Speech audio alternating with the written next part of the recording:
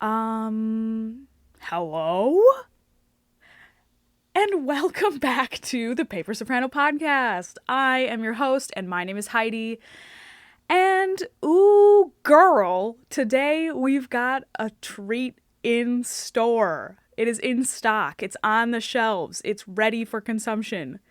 And that treat is a very special guest that we have on the pod today. I'm so excited.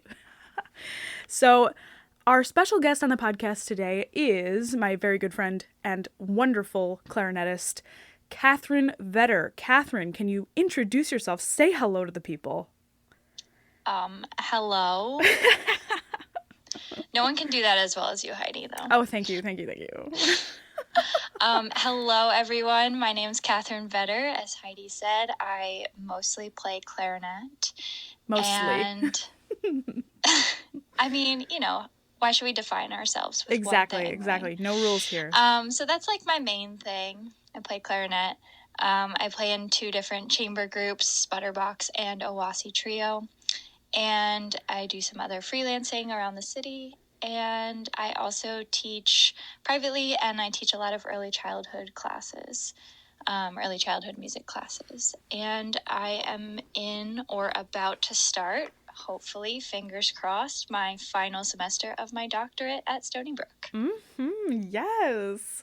Ooh. Speaking of all your glorious credentials and your wonderful education, tell us a little bit more about your educational background and where you came from and, where you started. Give us the whole timeline. Yeah, for sure. So I grew up in New Jersey, born and raised, and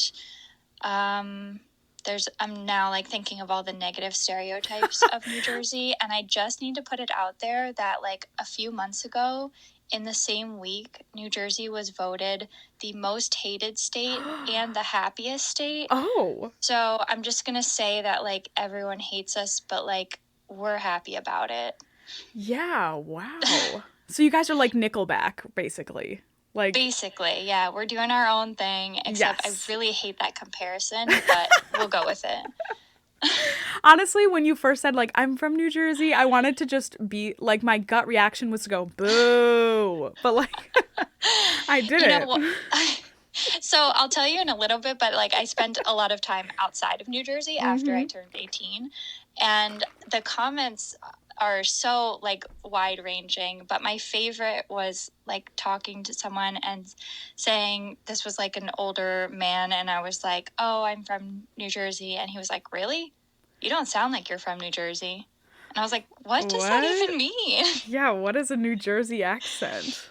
And I was like, oh, you're thinking of South Jersey, but that's a whole nother podcast, so. I guess so.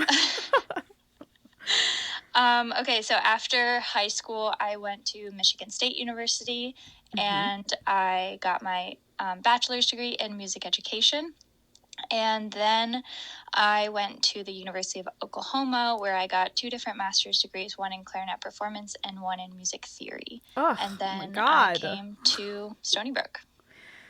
Oh my gosh, you are every single time you tell me about, because I feel like I've heard this a couple of times, because I'm always like, where did Kathryn go? And I'm like, oh, I remember Michigan, and I always forget that you got two master's degrees, and I'm like, excuse me? I'm sorry, what was that?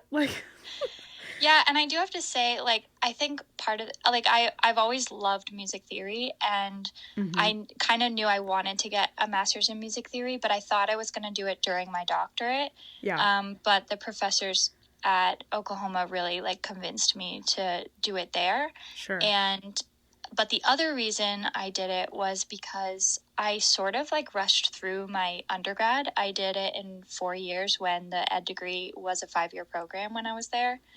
And so, and I had a lot of different teachers. I had 3 different teachers in undergrad. And so not having that consistency, then adding a 3rd year in my master's by adding another master's degree was really beneficial, because I got that 3-year consistency with one teacher. And so that's something I definitely missed out on my undergrad. So when I tell people I got 2 master's degrees, everyone's like, oh, that's so impressive. And I'm like, yes, but the reasoning also was to really just spend more time studying the clarinet, you know, like, because I felt like I needed more time. Yeah. That's honestly, that's like a really good reasoning for that. And I feel like I had no idea, but now it makes a lot of sense, you know? Right. And I wanted to ask, before I heard that little tidbit, I wanted to ask kind of an unrelated topic question, but like, what is the state of Oklahoma like in comparison to the other states that you have been in? Because I personally have never been to Oklahoma. Yeah, so I mean, the different like cultural experiences I had in the various states that I went to were like, they gave me a lot of perspective on this country, and I really appreciate my time in these different states, because like I'm from New Jersey, and I very much have a personality that belongs here in like the New York metropolitan area. Yeah. So I definitely don't think I like fit in Oklahoma, which was a struggle like while I was there, I think. Sure. But I definitely like appreciate my time in Michigan and Oklahoma, and felt like I learned a lot of things in both places. Yeah. I think okay, before I talk about Oklahoma though, I need to tell this story about Michigan, because I feel like it's just like the defining like culture shock that I went through. Go for it.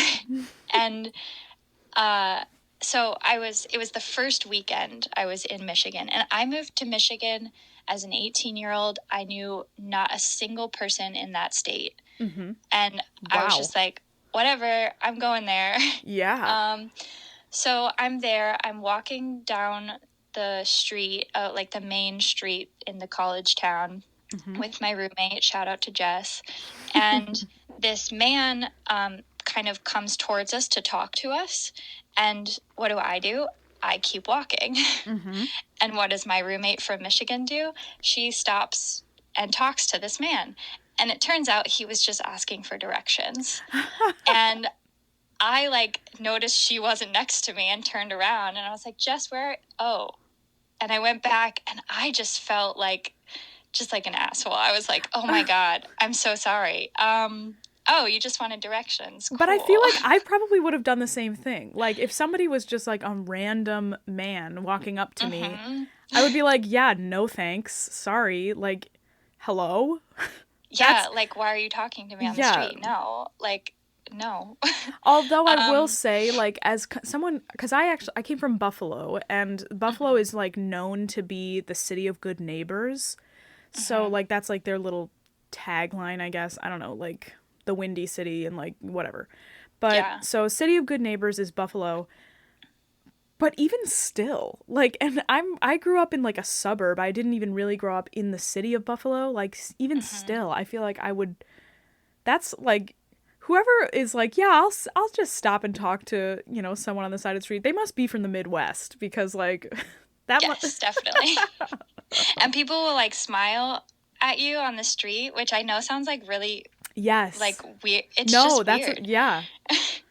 I feel like sometimes the Buffalo and like Western New York ideals, and even the accent a little bit, is very related to the Midwest. Like, I've seen, there's been this one guy, I can't remember his name for the life of me, but he does like these Wisconsin spoofs, and like he does these funny little Wisconsin videos where he like talks about, oh yeah, here, all the clicker, put it over on the Davenport, yeah, go on over, and oh yeah, no problem, you betcha.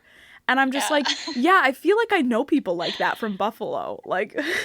Yeah, you know, I've been to Buffalo once. You have? Yeah. For what? I was living in Rochester, New York for a summer, and I went to a concert in Buffalo. Oh my God. And it was a very strange experience. Oh, let's hear it. Because, like, before the concert started, there was all this, like, Buffalo propaganda. And it was just, like, commercials, like, on the stage of, like, Buffalo is great. Yeah. You should come to Buffalo. And it was just so weird.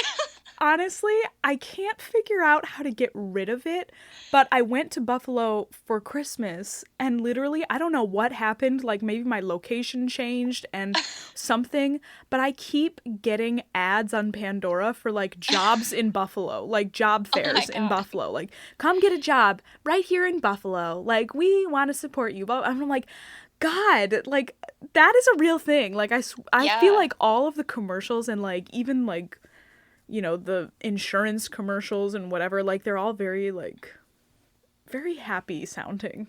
But Yeah, I mean, Buffalo's got a marketing team, yeah, so they've got something going on for sure. definitely. Okay, so Oklahoma. Yes. Um, so I was in Oklahoma from 2015 to 2018, which means that I was in Oklahoma for the 2016 election. Yes. And that was strange. I'm sure. So it's interesting because obviously the University of Oklahoma is in a college town, and so the college itself is a lot more left or liberal than the rest of the state. But it's still not everyone. But then on top of that, the music school is its kind of own little bubble. Yeah, right. And on top of that, the grad program at Oklahoma has a lot of people from out of state and a lot of people from the north. And actually, there's this weird like Michigan Oklahoma connection as well, especially in the winds there. Sure. And so it was kind of like strange to be in such a conservative state, but be in this bubble within that. Yeah. So that was strange. That's kind of how it was when I was at Fredonia. I was there in 2016. And Fredonia is a extremely small town. Like minuscule, like literally people say one stoplight, like that is really how it is. Like it's crazy and it's super super small town, college town feel. And it was super very like kitschy and like there was the university, but then there was the music school and then there was like the vocal studio and then there was your own studio. Like it was just very very niche, you know? Yeah. So the whole reaction during that time was very very bizarre. I do have another story about Oklahoma in general. Let's hear it. So I was driving from Oklahoma to Santa Fe, New Mexico, because I also worked in Santa Fe for a summer. Wow. And so I was driving with my boyfriend at the time, and so he was driving. I was actually taking a nap because it's a long drive. And all of a sudden I wake up and he's like, so the steering is kind of not working. What? And I was like, what? And we're on the highway, right? Yeah. And he was like, yeah. And I was like, okay, well, pull over. There's an exit right here. Let's get off. And so we get off the highway. Like the power steering is like not working. Oh my God. And right off the highway is a Shell station. So I'm like, okay, pull into the Shell station. So we get out of the car and I'm like, I don't know what's wrong. So obviously I call my dad and I'm like, what's wrong with the car? Yeah. Turns out the serpentine belt like fell off. So that was cool. And it needed new idler pulleys as well. Of course, I learned this all from my dad, right? So this woman kind of comes up to us and I'm on the phone with like the tow company and she goes, is your car broken down? And my boyfriend at the time was like, yeah. And she goes, I'm from these parts, go that way. And we were like, what? We my God. Like in the middle of nowhere, Oklahoma. And wow. I was like, oh my God. So it's summer. I'm wearing like this cute summer dress that has like monsters on it. And so I called the tow company and they come by, and every single time in this story, the person goes up to my boyfriend at the time and is like, what's wrong? And he's like, I don't know, it's her car. And then I come up with my cute little summer dress and I'm like, yeah, so the serpentine belt fell off and it's going to need some new idler pulleys. And they're like, what? Yeah. They are like shocked. I was like, oh my God. Yeah, so dude. basically I called one like mom and pop repair shop, and the guy was like the guy had like the thickest Oklahoma accent, and he was like, yeah, so I don't know if we have the part, but I can hook it up to the computer and we'll see what's wrong. And I was like, oh my God, I can't go here. Yeah, like, no. I was like, no. So we got it towed to a nearby Nissan dealership. It was not a Nissan though, and they fixed it. But yeah, every single time, we get to the dealership and the guy goes up to my boyfriend and is like, what's wrong? And he's like, I don't know. I feel like every single time. Yeah, if we had like a quarter or like even like a dime for every time something like that happened to us as like females, I feel like we would just close the wage gap, Yeah, I'd be rich. I wouldn't have to work another day in my life. Because I don't know if you get this, but like you're like on the shorter side, as am I. And Yes. I feel like when you're a shorter woman, especially, and kind of like younger looking, people more so like think you're younger and then also less capable. Yeah. Like the amount of times I've been asked if I'm a freshman at every single school I've been at. Oh, yeah. Like every year. Yeah, dude. It's honestly, I'm trying to think of how many times I've been, I guess the mechanic situation for me is very specific because I have, Yes, I am aware. because you know me. I have had a cornucopia of car problems, and it has been, I do remember one time just sitting outside, like sitting in like the waiting room of a car shop here in Stony Brook for literally, I'm not kidding, it was close to like an entire day, like 6 to 7 hours. Oh my gosh. And every time I would go up there and like ask like the calloused old woman who sits behind the desk, I was like, hey, what is it, oh, honey, looks like they're gonna be real close to finishing. You might as well wait, It doesn't really matter if they drive you back, because then you're just gonna have to come right back here real quick anyway. You know what I'm saying? And I was like, okay. And I'm like, yeah, cool. Like smiling, like sitting there, like shaking with anger. Like, mechanics are just the absolute worst. I'm here to say it. If you're a mechanic and you're watching this, I'm sorry. But like, it's just the facts. Like, you have to acknowledge this. Also, if you're a mechanic and listening to this, for some reason, like, just be like extra welcoming to the women, because they've been like beat up so much, like mentally, hopefully not physically, but probably, at mechanic shops, that like just be extra nice, please. The amount of times that I have been talking to my dad about my car problems, or even talking to my mom, and they were both like, just give him the phone. Just give him the phone. I'm going to talk to him right now. Just give him the phone. And I'm literally like, Mom, I'm like, at the time I'm like a 23-year-old woman. Like, I'm not going to hand them the phone so they can talk to my dad about this car. But then, literally, I'm not kidding, as soon as I was like, hey, my father wants to speak with you, he would like immediately change his tone. I'm not kidding. Like, and he would start talking to him in like a respectful way. Whereas like if he was talking to me, it'd be kind of like, like you were saying, like a little bit like, oh, well, little girl, here's what you're going to need to know about this car. And I'm like, listen, like I've had these problems for years and this car is literally like on its last leg. Like it's like, yeah, we're going to need to replace the entire undercarriage. And like, they would literally try and like tell me that they wanted to like replace every single part on the car. Yeah, I had that last year. Like I went to get my car inspected and I went to a new place and they were like, yeah, so your brakes need to be redone. And I was like, really? It's a brand new car. Like, it's a lease and I got it a year ago. I don't think it needs new brakes. And they're like, well, it does. It does. And they just kept going at it. And I was like, I really don't think so. Yeah. And they're like, no, it does. And I'm like, okay, I'll come back tomorrow. Never went back there. Right. Guess what? My brakes are still fine. Of course they are, because it's like, Yes. get a grip. Oh, Lord. Anyway, I think we're going to transition away from cars. Yeah, we can stop talking about cars. Mainly because I have no idea anything about cars other than, like, my negative emotions attached to them. Yes.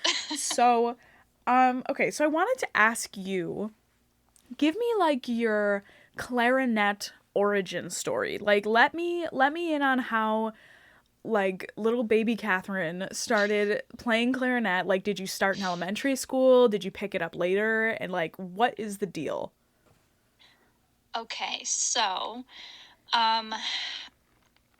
I started playing, well, first I started playing the piano when I was 5, and I'm very bad at the piano. I took piano lessons since I was 5 until, like, high school, and then again in college, and I'm still bad, so I don't know. Anyway, but my parents were very big on us learning, me and my siblings learning instruments and learning music. They never really, like, intended for us to go into music, but it's always been really important to them.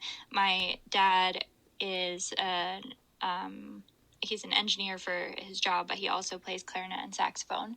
And so we had a bunch of, like, clarinets lying around the house, and my older brother played the clarinet. He still plays the clarinet. He's a middle school band director now. And then when it was time for me to choose an instrument, I at first wanted to play the trumpet because my younger brother had a poster of an upside down trumpet with an ice cream sundae in the bow in his room, and I love ice cream. So it was a match made in heaven. Like, I want to play the trumpet. But then my older brother, who had been in band for 2 years, said that all the trumpet players always got in trouble and that I probably didn't want to sit near them in band. That is, so yeah, that's like, true. I've heard that. I probably don't, like, I don't like to get caught for the things that I do. So maybe not. And then my dad, like, had me try the clarinet out over the summer before 5th grade, and I was like, all right, I guess I'll just do this. Well, I have to admit to you, I don't know if you've ever known this about me, but I also, the first instrument that I ever played was clarinet. You know, I'm not surprised, Heidi. Yeah, so. So basically, yeah, you can, you know, just, I know you're a little jealous, but it's okay. Definitely. I was that's really just good. Giving me flashbacks to every person on a plane who has told me they play clarinet. You know? I know, literally, I feel like okay, not to, like, stereotype the instruments and, like, gender them, but let's be real. If you played the flute or the clarinet or violin or viola, like, you were probably a girl. And if you played trombone or tuba or trumpet or, you know, all of, I don't know, drums or something, like, you were, like, in elementary school when you had to pick the instruments. Like, if you played the saxophone, like, unfortunately, that's how things were. So, like, it's like, when I picked those instruments, I was like, well, I'm not going to pick the flute because my sister plays the flute. I don't want to be like her. And I don't want to pick the violin because my other sister plays the violin. And I don't want to be like her. So I'm going to pick the last girl instrument, which is the clarinet. And that's how I started. Exactly. And it's so interesting, too, like, the gender correlations with what's up with instruments. Well, there is, like, a ton of research out there, and I'm pretty sure my roommate, shout out Elizabeth Schmidt, has written a paper on it or done some research, and we talk about that all the time. And if anyone is interested in more information, they should reach out to Liz because she's like in the weeds of that research. Yeah, I would honestly love to read that. Like, I find that very interesting. Yeah, there are tons of, like, articles and studies done on that. But yeah, I mean, it's interesting because, like, I definitely played the clarinet because my brother and dad played the clarinet. And so that's interesting that I didn't really have, like, that perception that, like, clarinet was a girl's instrument because my role models on it from the beginning were male. Right, sure. Yeah, that makes Yeah. sense. Although my mom played in high school. She doesn't really play anymore, So though. everybody in your family can play the clarinet, in theory? Not my younger brother. He's Oh, a okay, okay, okay. percussionist. Oof. Well, I mean, you know, we can't all be winners, but Yeah. just kidding. If your But just to be like super cute about it, my mom and dad played clarinet next to each other in high school. Precious Yeah. moments. So we're like a little clarinet family. Oh my God. That's so funny because I was thinking of, I'm like, oh, my family doesn't have anything fun like that. But that's not true. At one point, every member of my immediate family, my mom, my dad, and my two sisters and myself, were all doing karate at the same time. Like, That's amazing. we were all just like this little karate family who, like, everybody was just like punching and kicking, and it was great. Like, Right. But so this is the same thing. So like, so if you think about it, like, so my mom played in high school, but she doesn't play anymore. My dad played, and now he plays in like community bands and like jazz bands and stuff like that. And then my older brother, he went on to be a music educator, and then I'm the one who went on to become a performer. And so it's interesting how, like, yeah, we all play the clarinet, but we all do very different things with it. yeah, for sure. Did you did your parents expect you to go on and, like, when you wanted to No. perform, when you wanted to pursue it, what was their reaction? I mean, they were always very supportive, and they kind of let each of my siblings like kind of choose our own path, and they're like, yeah, whatever you want to do, like that's, but you're gonna work at it, like you know. And so I'm very fortunate in that regard to have very supportive parents from it. I think it took a little bit of like since my brother got a music ed degree and then I got a music ed degree, a little bit of like, hey, yes, I got a music ed degree, but my goal is not to be a public school teacher. And Yeah. so recognizing that, yes, our degrees are the same, but our careers are not the same because we Yeah. don't want them to be. Right. And so that took a little like explaining, but they've always been very supportive. Sure, yeah. Yeah. And that's like a hard thing to wrap your head around if you're not in, you know, if you're not in music, because that I feel like is a relatively common thing you'll come across, people who have music ed undergrads, and, you know, basically it's like a springboard degree, because, like, you can get your master's in anything and it will count to keep your teaching certification. So if you're, like, going into music ed initially, but then somehow throughout your master's degree, you're like, well, you know, I have to get a master's, so I might as well do it in something fun. Let's do it in, you know, SRT. Let's do sound recording technology. And because it just has to be a music related field for anybody who doesn't understand this path. So it just has to be music related field. And who knows, like, maybe throughout your master's you get super into that and then your path like twists and winds and you end up somewhere else. And it, you know, you still have that Bachelor of Music degree, which is, you know, really important and honestly super, super useful. Like, absolutely the most useful thing in my life. Like, I have referenced so many things from that degree within my studies of music and my performing and literally everything. But it's sometimes it doesn't pan out. Like, sometimes you just don't walk out of, you know, college and right into a high school classroom like everybody hopes that they do at some point, you know? Right.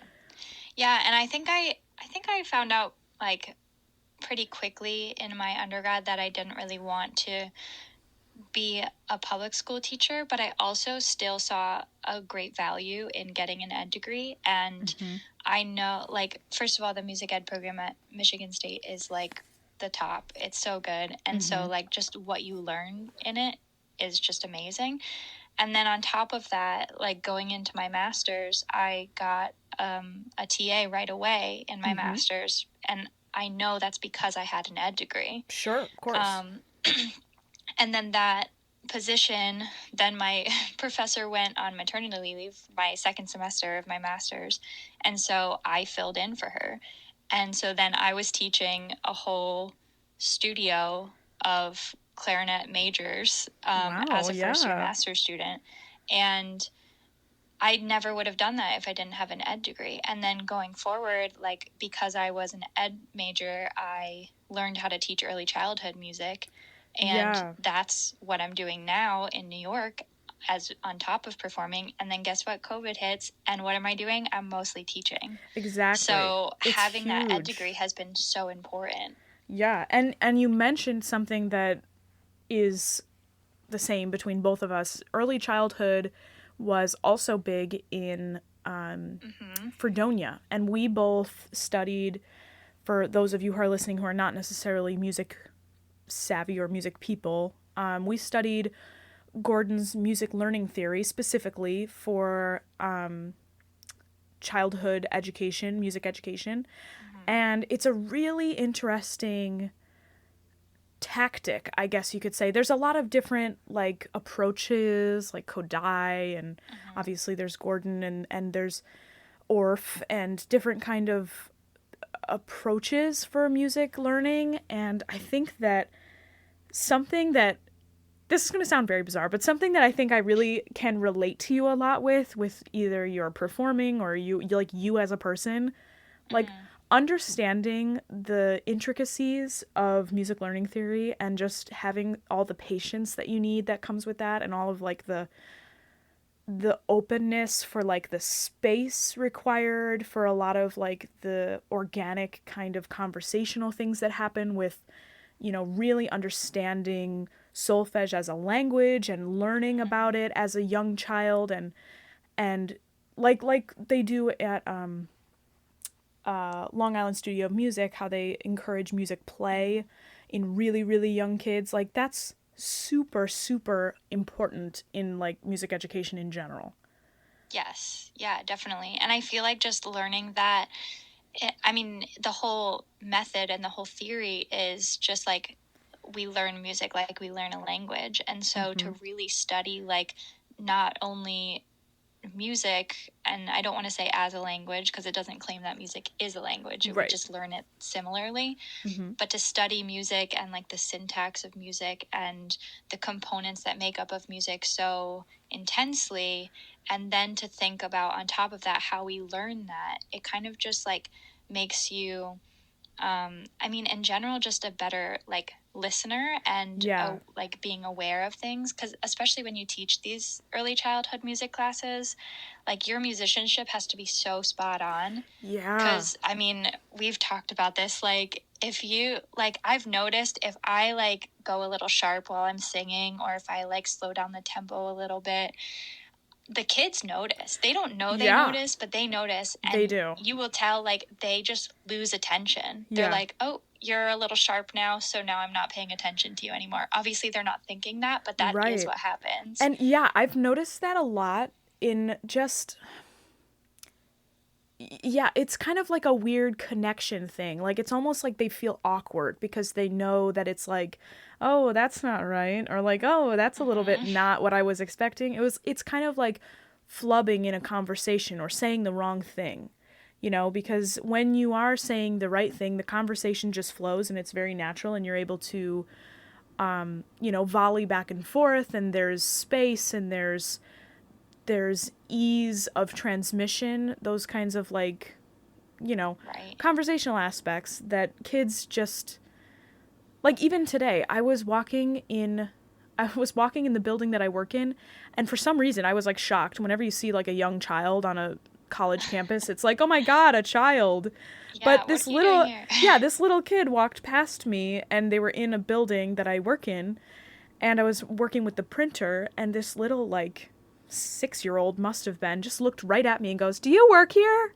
And I was like, "Yes, I do." Like, there's just this assumed conversation that kids have like no fear, you know? And once we start, like, I don't want to say putting the fear into them with different kinds of assumed music learning, you know, we just like quantify it, and like music is this and it's not that, and music is this and it's not that, and it's like, I don't know, it becomes very awkward for kids at a certain age, you know? Yeah, and just like they get the awareness and the societal pressures, and then they start filtering things, and then they become adults. Yeah, and now here we are. Yep.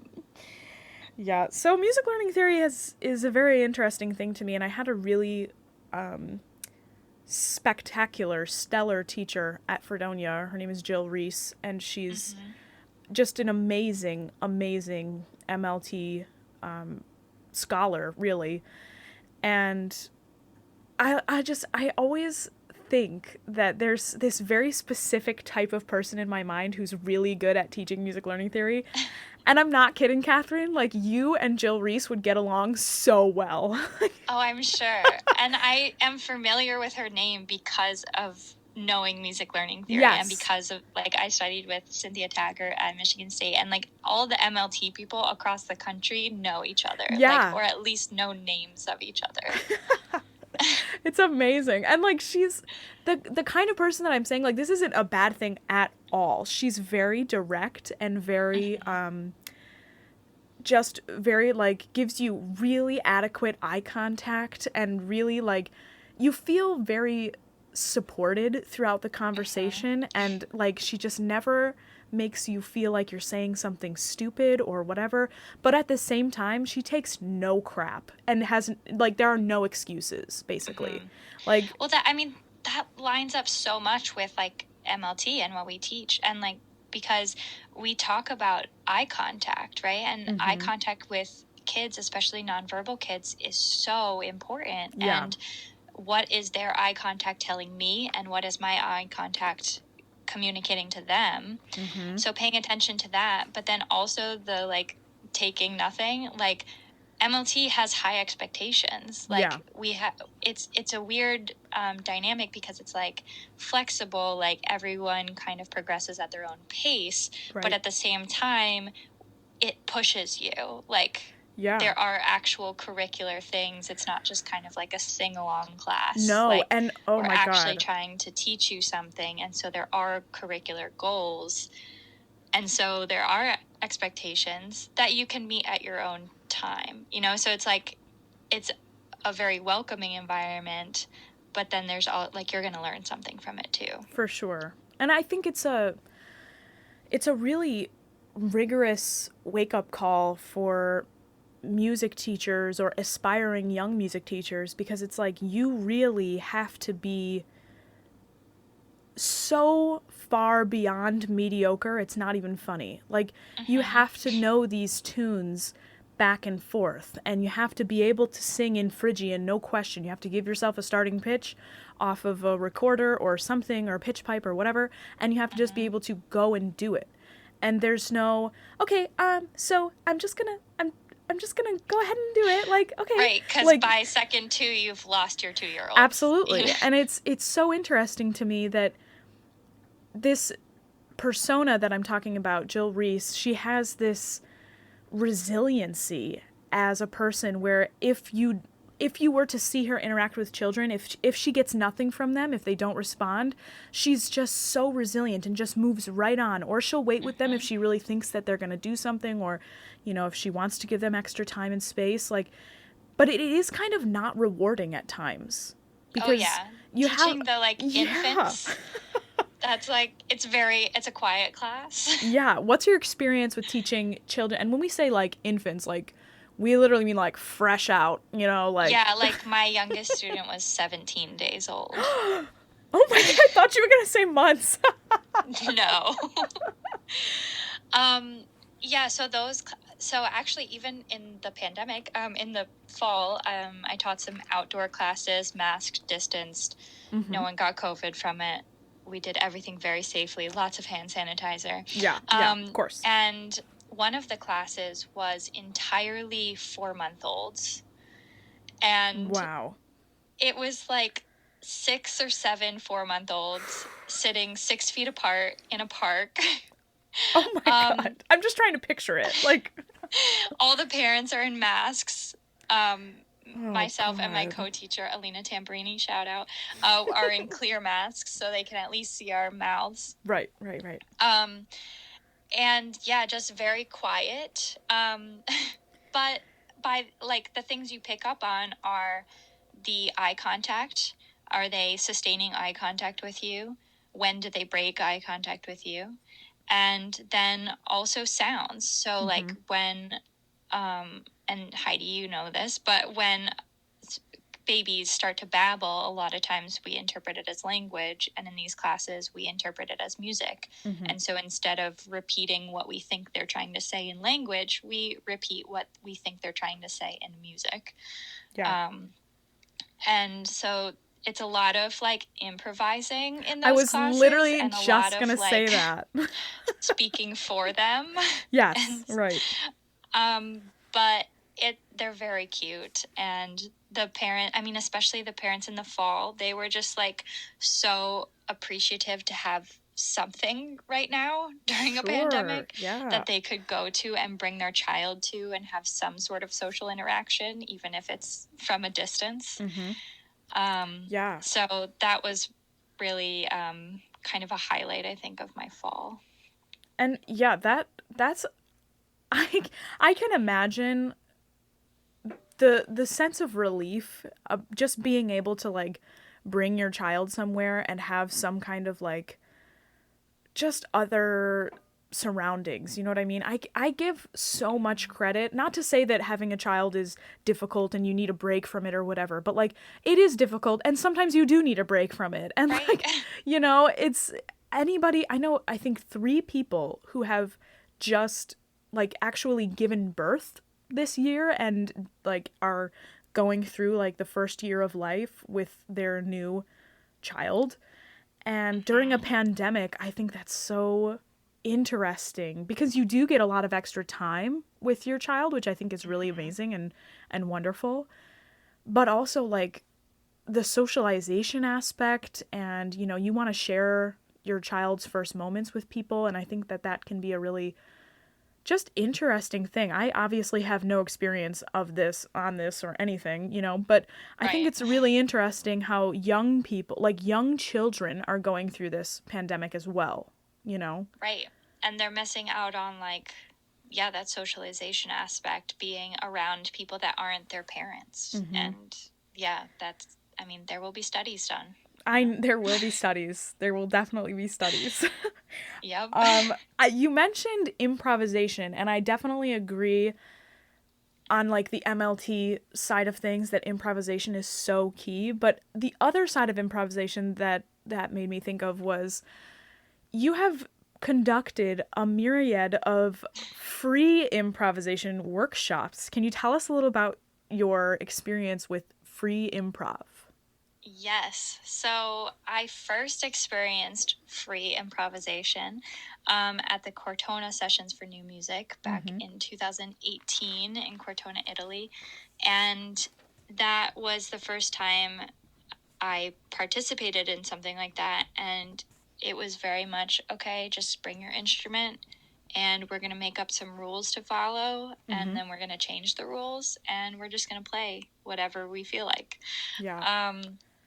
And so then, taking what I learned from that, my group Sputter Box we're on a break because there's a pandemic with these workshops, but we did a Sputter Open Box improvisation, which is a monthly improvisation session that's open to all artistic disciplines and all ability levels, because anyone can come and make sounds or make movements or like whatever artistic discipline you feel like creating in.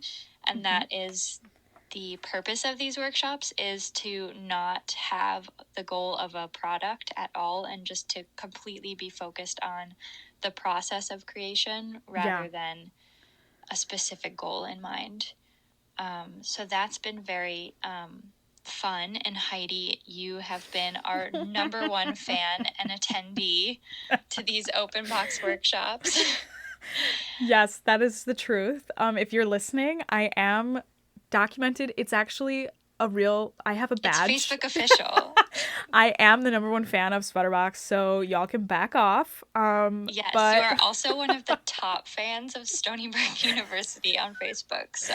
Yeah, so everybody just make a note of that, okay? So y'all can watch out, okay? I'm the real deal up in here, okay?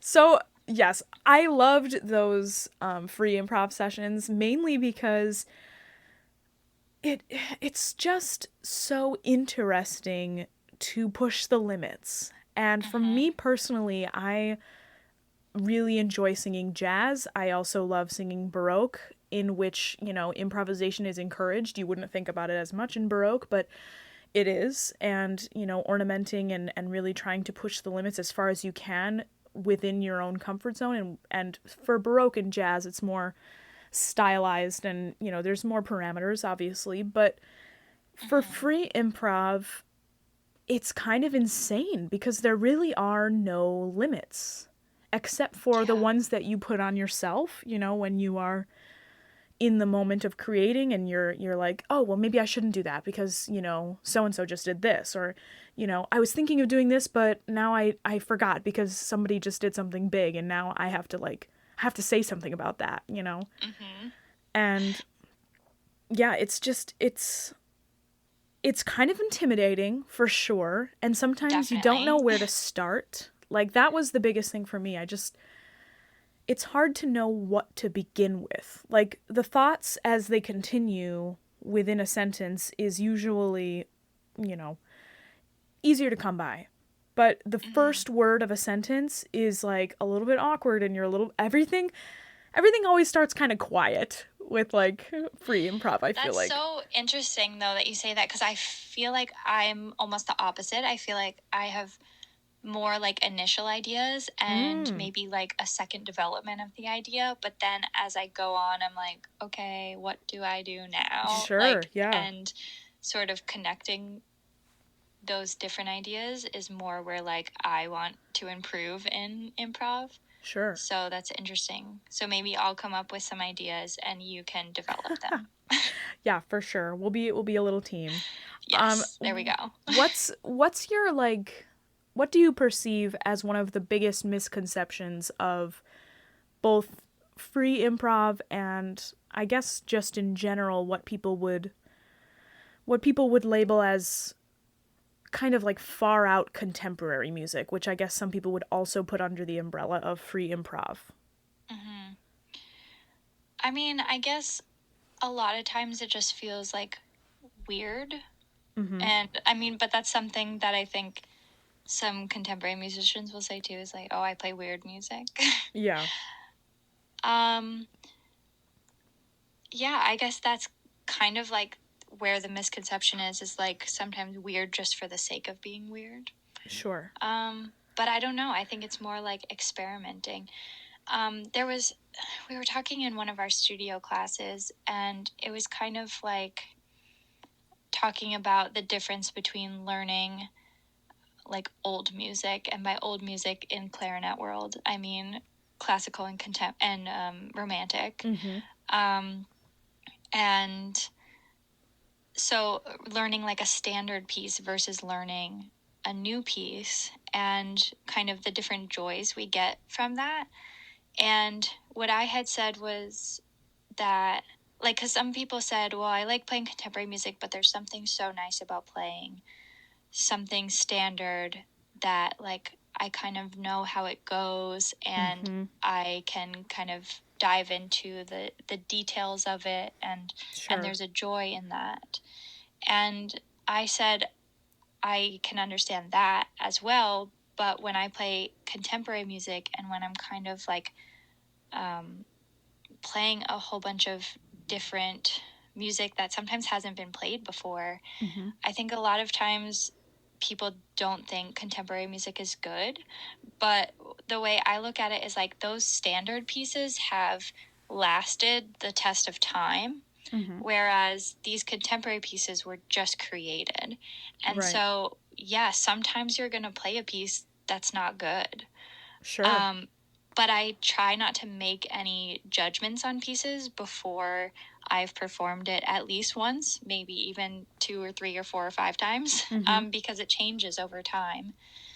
And you kind of get to like grow with the piece. Yeah. And so the way I see like this sounds like more pretentious than I want it to be, but like my work in contemporary music, I almost see it as kind of like trying to play as much contemporary music as possible so I can find the pieces that I really love and the pieces Yeah, that I think will stand the test of time. absolutely. I think that what you just said, like that last little thing that you thought was pretentious, like that, I don't think is pretentious at all, and I can really, really relate to it. I had a, I had one of those moments in undergrad where my voice teacher, shout out to Danny Haas if you're listening, he's totally not, but he is literally my dad, and I love him so much. And he would always joke with me and say, "Oh, you like the weird stuff. You know, you're a little bit out there. You like the weird stuff, you know." And it's true. I did like the weird stuff. I liked, I have this weird high whistle register that I can access, and I can sing a lot of stuff, and a lot of the repertoire that's out there is, you're a doll, or you're a bird, or you have to be very imaginative in those roles. But I found this gorgeous piece. I don't even really know how I stumbled upon it. I think Dan might have even shown it to me, but Dawn Upshaw sang it on a recording, and it's called Black Anemones, and it's by Joseph Schwantner, who is I would say, well-known contemporary composer. Popular, I think, mainly in the 90s, maybe early 2000s. But this gorgeous, gorgeous piece, and I could not believe it that it only had 500 views on YouTube or something. And I'm like, what? How? And I'm like, when was this piece written? And it was 1995. And I was like, oh my God, what? I couldn't believe it. And it wasn't beautiful in the way that I think, Verdi or Strauss or something like that is beautiful. It was beautiful in a very new way to me, and I had never experienced that shade of beauty before, and it was just, I literally was like, I have to sing this piece. I have to know this piece. It had never struck me with other contemporary music that I was exposed to before then, that I could be so taken by a piece of contemporary music, Yeah. Yeah, and I think another important thing to note is that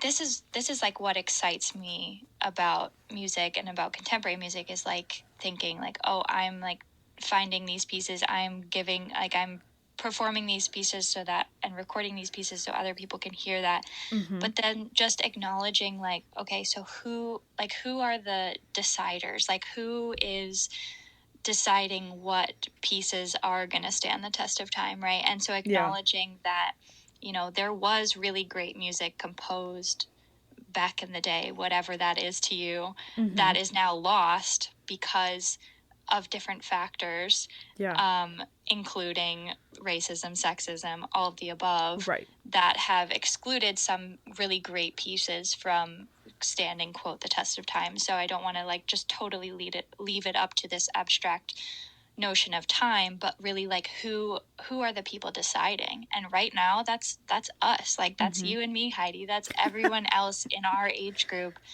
that is doing this work and exploring this music. Yeah. And I mean that's just why representation and diversity is so important in every field, because it's who are the people deciding. But Absolutely. I think that I don't know, that's just what excites me about contemporary music specifically. Well, and yeah, there's an interesting piece in there where it's people claim ownership over things that they're familiar with, and people feel comfortable with things that they know, and they defend things that they know, and they, the more exposure one may have, the general populace might have to certain types of art or music or whatever, is the definition of pop music. Popular music evolves and continues, though the genre itself is quite varied. It's whatever people are exposed to and that they can really claim ownership of, that's what they want to continue and they end up liking and supporting. So it's right. When these, exactly what you're saying, when these pieces, die out, or they are just left in the past, you know, it really is a question of whether it was good enough or not, or whether it just wasn't exposed enough, you know? Right. Yeah. And Definitely. that's super interesting, like, because then it gives you into this whole idea of like, well, what actually is good then? Is it just, is exposure good? Are things that you actually like about it good? Because there are definitely some things that have stood the test of time that, you know, you might look back and be like, oh God, I can't believe I liked that. Or like, yeah, like, what is this? Like, come on. Right. Like, yeah, I mean, pretty much when anyone starts to talk about like great with a capital G music, I just kind of roll my eyes. I'm like, what does that mean? What does that mean? Yeah, it is. And you know, we should be asking questions like, what does that mean? Because I think that is really the basis of creation. Because it's like, who's to say that you can't create something that would potentially have that title? You know what I mean? Because those titles are so subjective, even though we think that they're like chiseled in stone. Like, obviously, there's a lot of music out there that has stood the test of time, and there's no arguing, there's no questioning it, but like there kind of is a little bit, you know, there is some questions there. You can have conversations about stuff. It's okay not to agree with absolutely everything that is written in your music history textbook, you know what I mean? Yeah, for sure. Oh my gosh, so much to disagree with there. Yeah. And especially like there's literally even, you could write an entire book,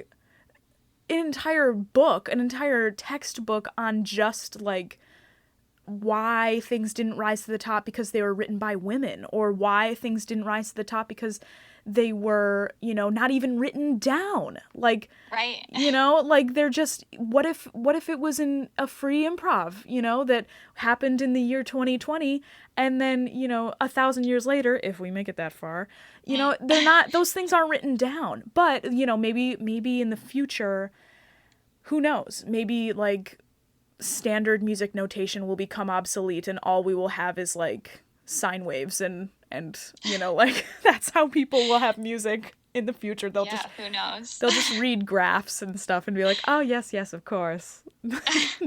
Ah yes, John Cage, we love reading his music, these flat lines of nothingness.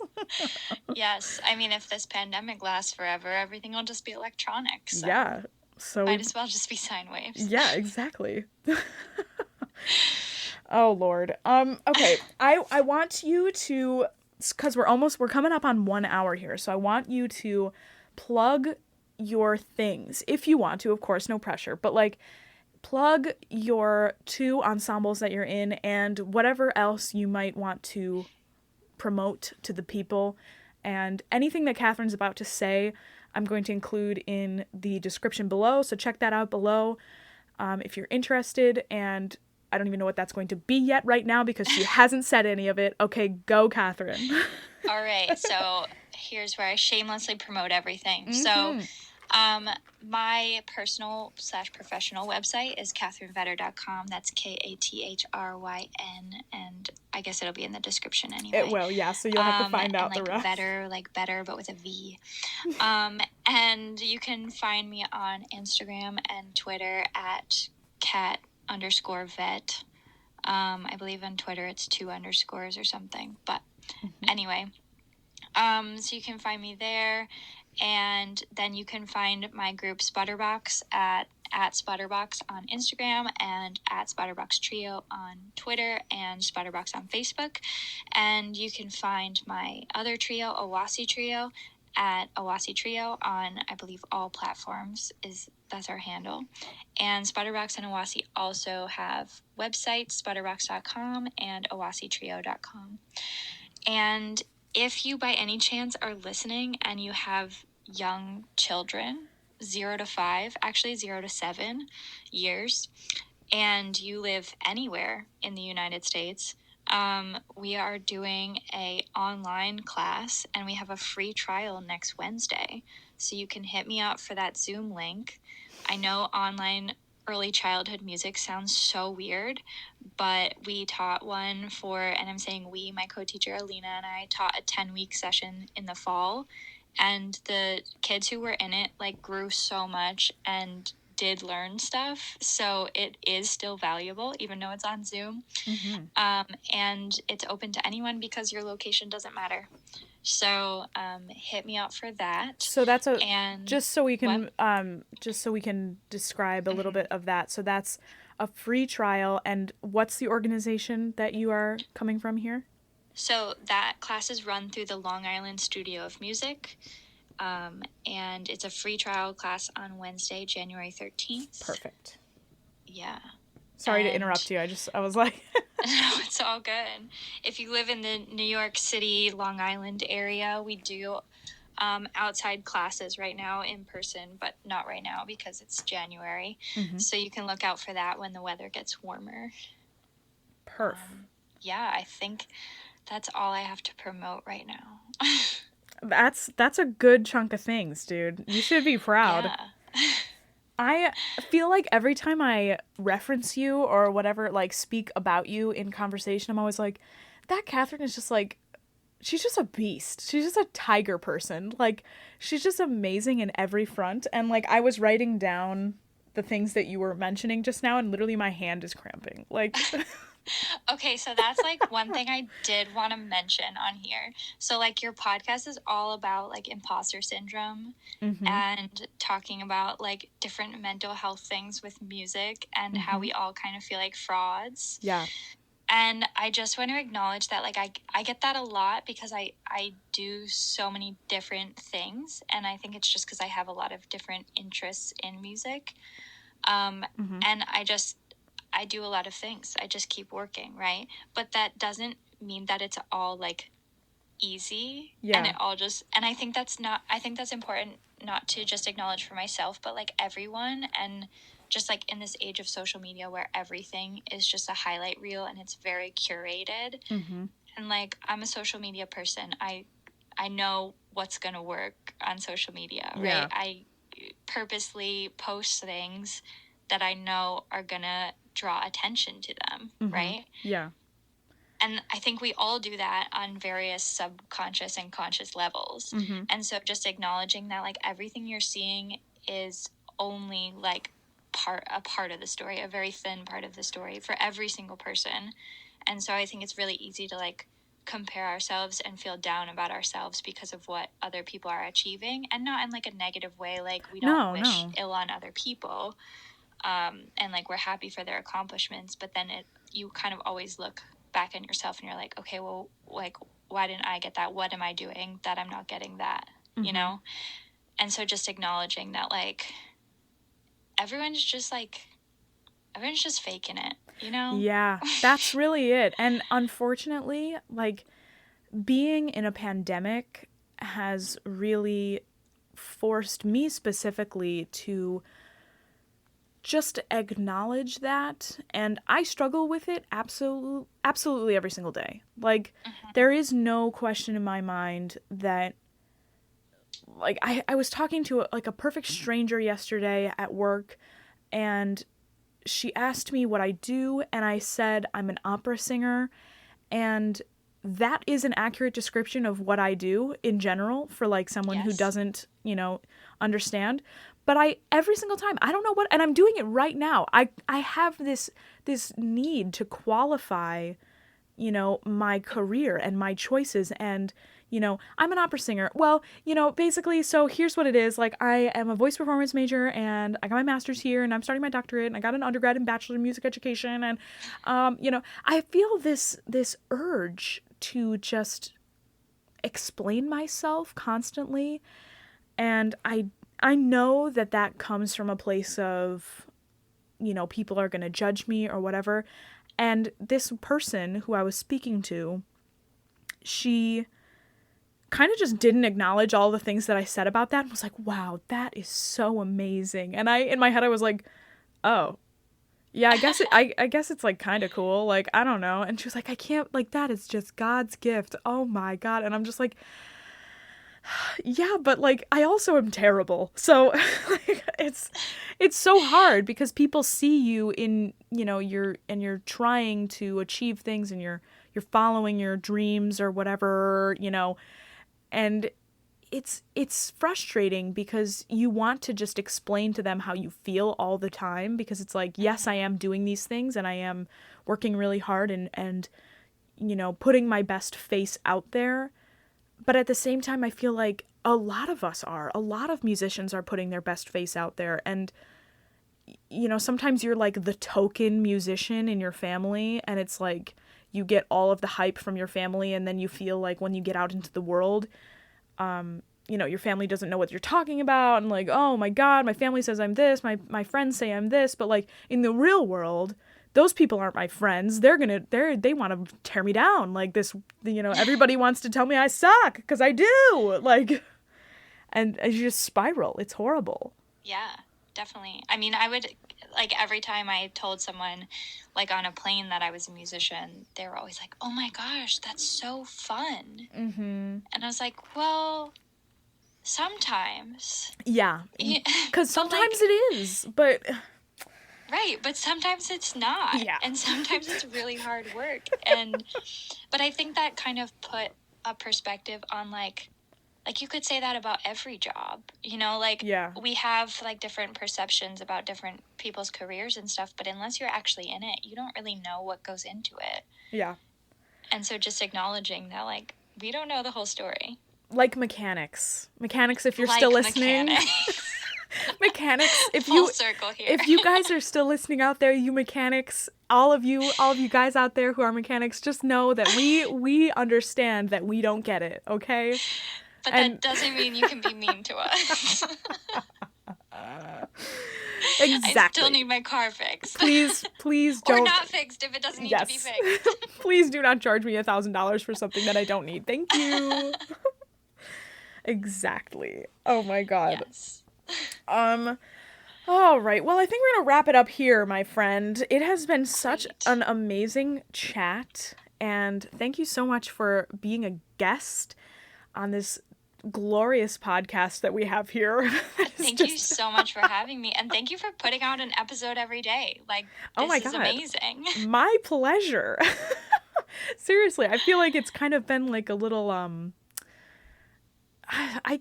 it's hard for me to describe it because I still wrestle with it every day, you know what I mean? Like, what am I doing? What is my life? Like, I don't have answers to those big questions, so this podcast has, in a way, just kind of helped me, spew word vomit into a microphone and then post it. I think, like, the one thing, I've learned a lot of things, but one of the things I've learned from this pandemic is, like, those questions don't seem to matter as much. Yeah.